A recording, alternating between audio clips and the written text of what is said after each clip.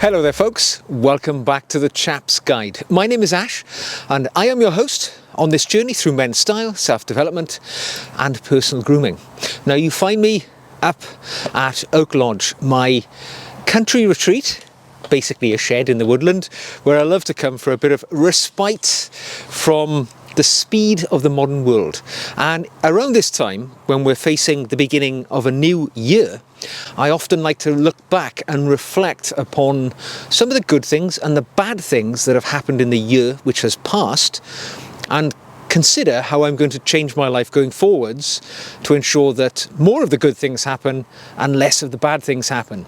And it's also a time where I really like to consider some of the investment that I have made within myself, my personal development journey.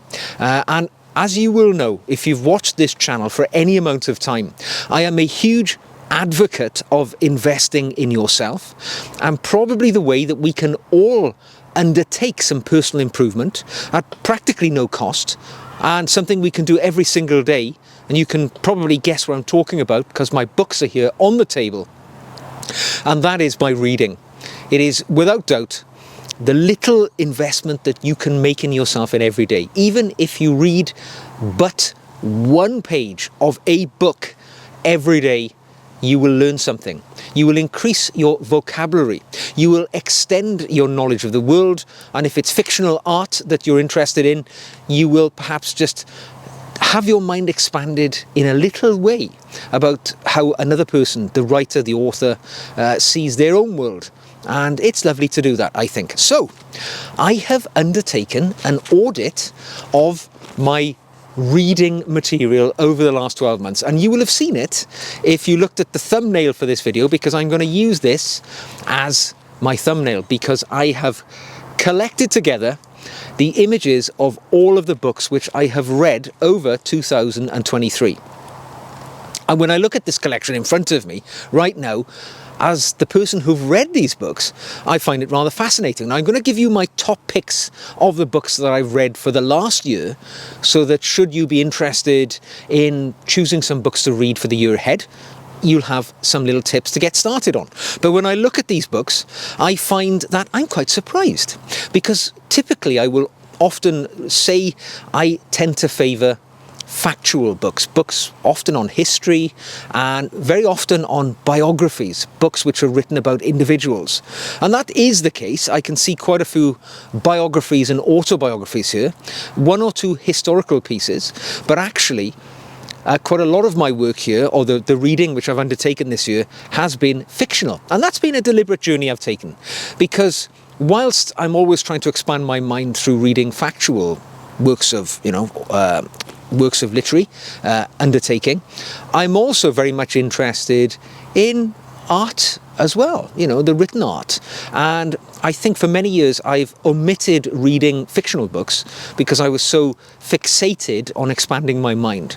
But this year, as well as enlightenment, I've also sought to read something of the enrichment which can come through factual work, and I'm going to talk about some of that. So I'm just going to talk about some of the books which I've read, my top picks for the year. Now, some of the books I'm interested to read, or to look at the books I've read, because some of them have been rereads and they have been well worth my effort. So I reread David Niven's autobiography called The Moon is a Balloon. It was written in the early 70s when David Niven was in the latter stages of his life, although he probably didn't know that at the time. But it is his very self-effacing look back upon his life, warts and all, and he talks about his life journey. I reread it this year probably for the third or fourth time, and it's a book which I gain a little something from every time I read it. It's a great read from a really quintessential British gentleman. If you haven't read it, it's worth picking one up. The Moon's a Balloon by David Niven. I also reread my favourite book of all time this year, and that is The Remains of the Day by Kazuo Ishiguro. And that, again, I hadn't read it for about 10 years. When I reread it this year, it was like going through the emotional journey all over again of unrequited love, almost being transported back to the 1930s in the United Kingdom, and the life of the butler and the upstairs downstairs hierarchy of a country house. If you haven't read that one, by the Nobel Prize winning author Kazuo Izaguro, well worth visiting. The other book I reread this year was Moonraker by Ian Fleming. Now, I'm a huge fan of James Bond, always have been, from my earliest memories of going to see Roger Moore in my local cinema. And it wasn't until I was in my 20s that I started to pick up the books and read The Literary Bond, which was obviously written by Ian Fleming. And it's a totally different universe. So if you have grown up maybe enjoying the movies of James Bond, you've got so much more to enjoy if you pick up one of the books by Fleming.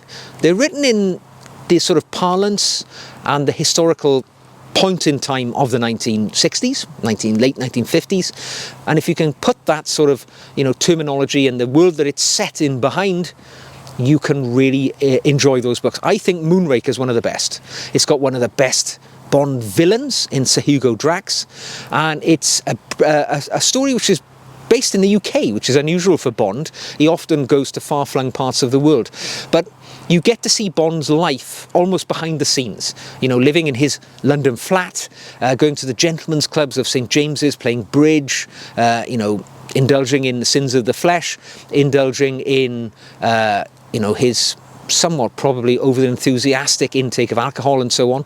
But it's a real good Bond one. It's not like many of the others. I really enjoy it, although it might seem a little pedestrian if you're used to the modern Bond films where there's CGI and globe-trotting every 2 minutes. But if you can enjoy a good old-fashioned, rip-roaring gentleman's adventure, you will enjoy Moonraker. It's a good place to start if you've never read a literary Bond book before. Pick one up, give it a try. You will enjoy it. So those are my rereads of 2023. So what are the books which have really caught my eye? Well, I'll talk about fiction first. I don't read a huge amount of fiction, but this year I deliberately did.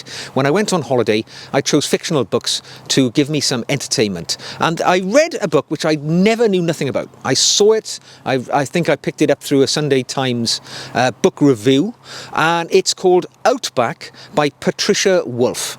And it is basically the story of intrigue and adventure and a good old-fashioned sort of psychological thriller in which a psychopathic murderer is present in the outback of Australia. And that's the real thing which attracted me to it. You've got your sort of protagonist, who's an Australian federal police officer. I forget his name. It's something like what's his name, Nick Walker or something like that. He's a detective sergeant in the Australian Federal Police, and he's been on a long protracted mission, undercover mission, and he goes home to a small fictional sort of shanty town in outback Australia, in the guts of Australia, where the world is incredibly hot, quite hard, the environment is rugged and hard to live in, and he basically unravels this investigation involving a tourist who goes missing, a psychopathic murderer within the community, and it's written very well. You're not entirely sure who the antagonist, the murderer, is until relatively towards the end. There's outside influences, so there's a French police officer whose sister is one of the tourists who goes missing, and she comes over and interacts with the main protagonist as part of the storyline. But the key thing for me, when I read the story, and I have it here actually, it's called Outback. When I read the story, it made me feel as if I was in the outback of Central Australia, which is, I've been to Australia, and it is a phenomenal, continental country, really. But the sort of, it's almost like being on another planet. Such is the environment in the middle part of Australia, the heat, the oppressive nature of the weather. And I felt like I was there reading this book. I really enjoyed it. It kept me gripped to the end. I read it on holiday in Greece in the summertime, and that was one of my favourite fictional reads of the year.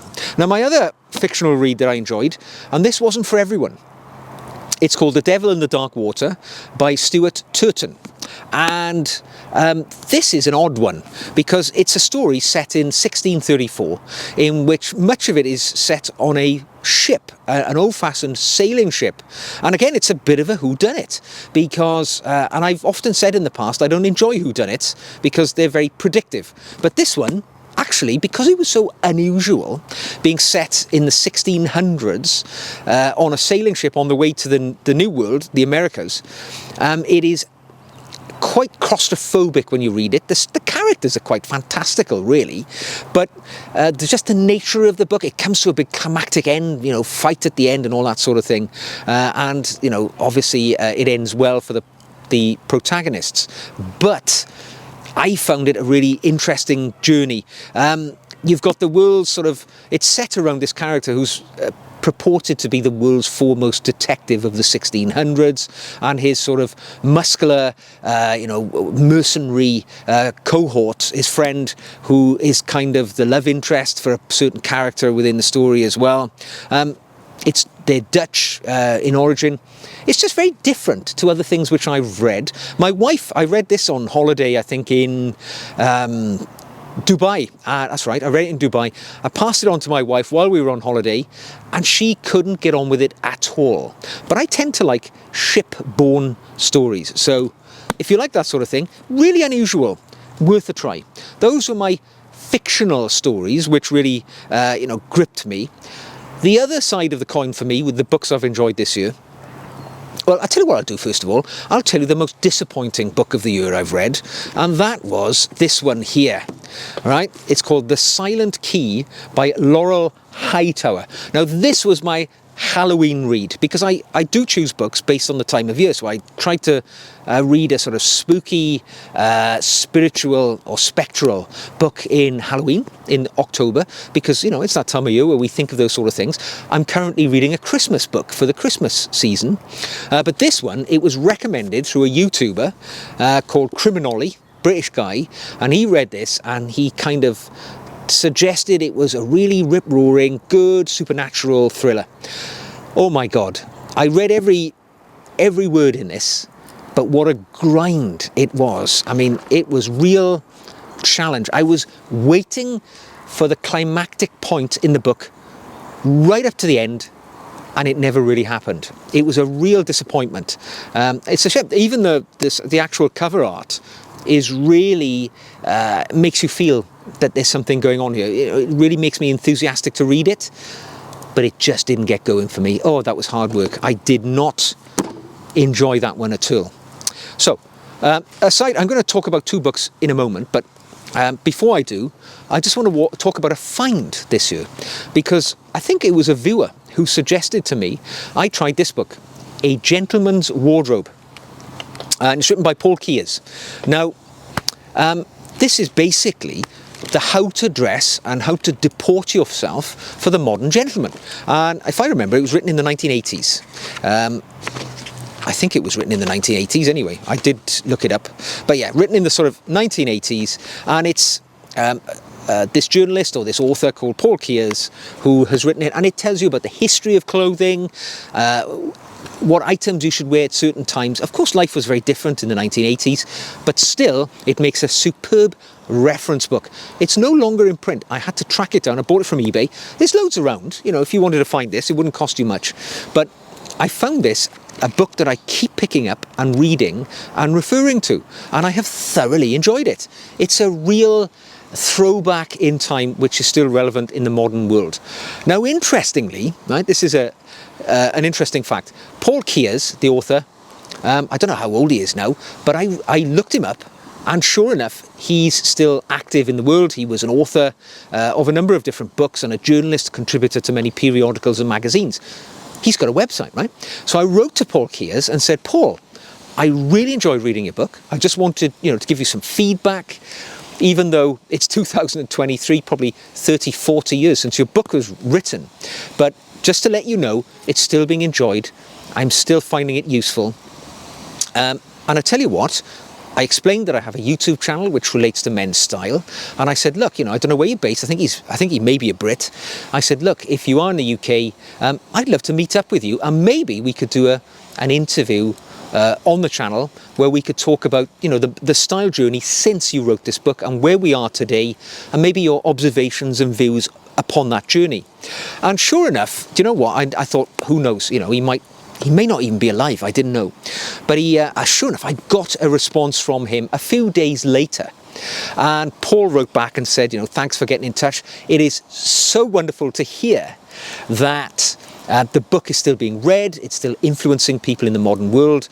But he actually said, look, you know, I'll be honest. I've come a long way in my life journey since I wrote that book. I'm totally out of touch with men's style today, and I don't feel qualified to be able to sit in an interview and give cogent responses to your questions. So he said, I think it's probably best if I don't. But he did pass on his regards, saying that he watched a number of the videos and he enjoyed the journey that we're on. So it was great to do that and interact with an author whose book has made an impact on me. Never forget the value that you have to people whose work that you're reading. If you do feel touched by a book, track down the author. They might have a website. Send them a message. I don't know about you, but when I've done a piece of work and it goes out into the world, like these videos, right? I send them off on their journey. I never know if they're going to be well received, well read or whatever.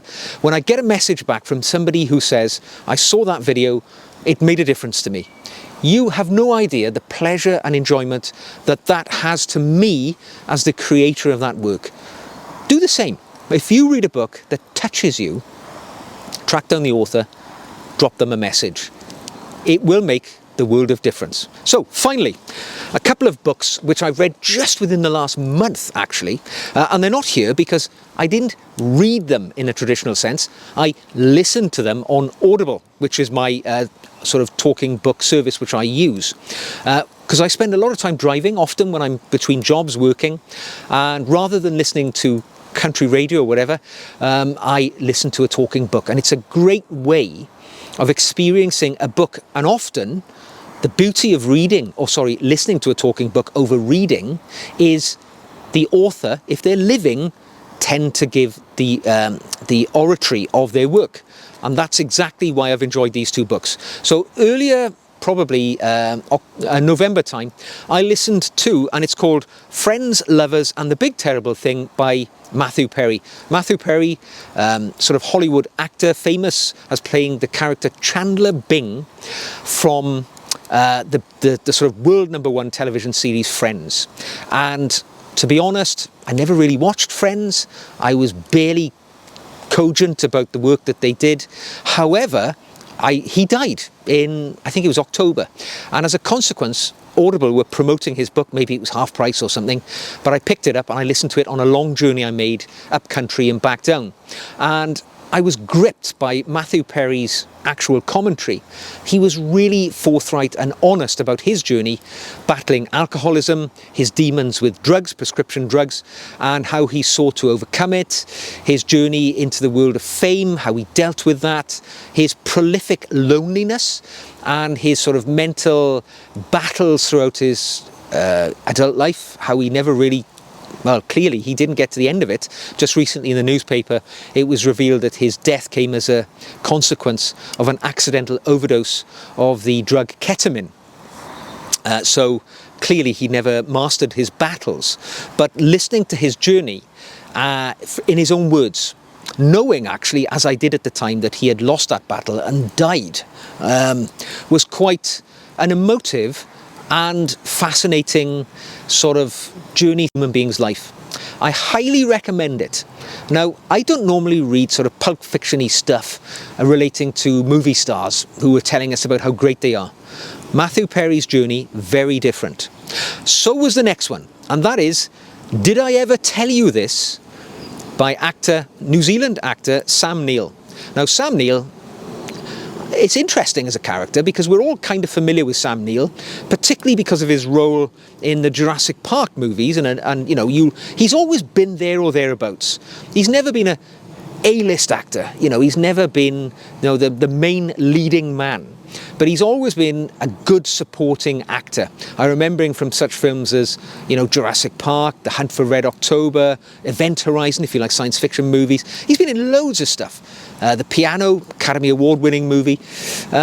But he started life in fact, he was born in Ireland, Northern Ireland, I believe, to a New Zealand father, and he's most associated with New Zealand. But this autobiography was written last year, when at the time he was writing it, he had an uncertain future ahead of him.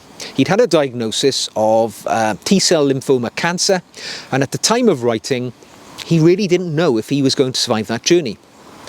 And he writes it in real time. So, you know, he writes it as if he's living his life day by day. And he tells us his stories, fascinating, interesting stories from his journey through being a screen actor, and just through his ordinary life. And I just, again, his honesty, his authenticity, the integrity, not just missing out the gritty and unpleasant parts of his life, it's all in there.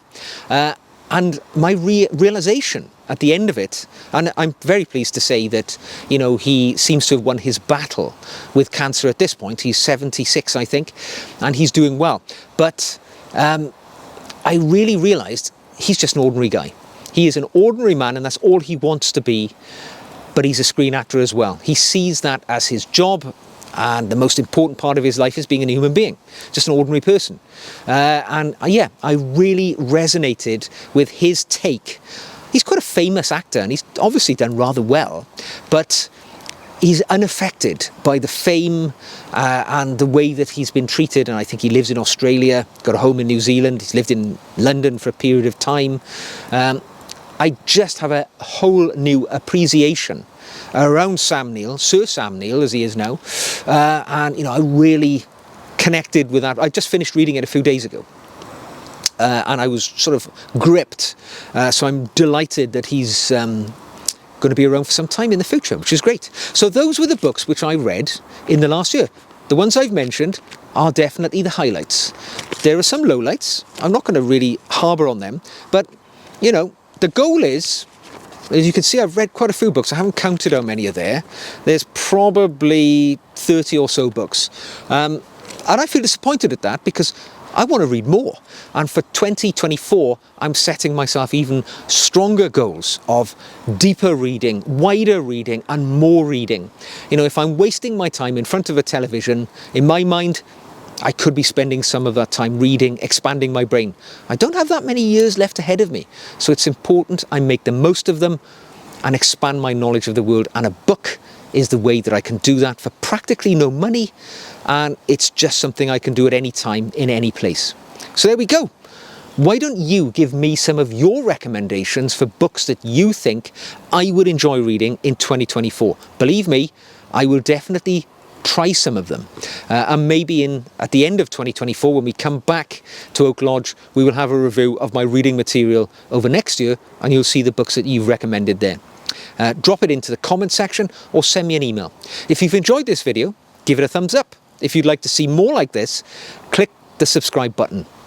You can practically support the channel by buying me a coffee, which is a one-off price of something like £5, which helps me to keep the lights on and keep these videos coming.